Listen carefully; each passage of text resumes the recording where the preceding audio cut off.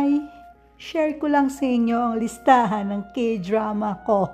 Ang haba na nito. Nung guro ako, syempre, wala akong time manood ng TV. Busy sa lesson plan. O eto, mga kaguro ko dati o mga guro ngayon, mag-break muna kayo. Pwede kaya? Manood ng K-drama? Descendants of the Sun ang una kong napanood mula noon. Ging fan na ako ng K-drama. Tuloy-tuloy na yan.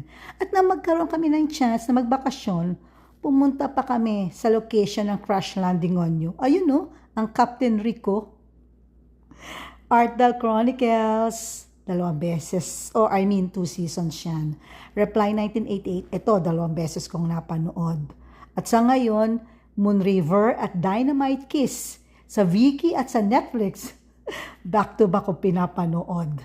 Anyway, anywhere, and anyhow, K-drama fan ako.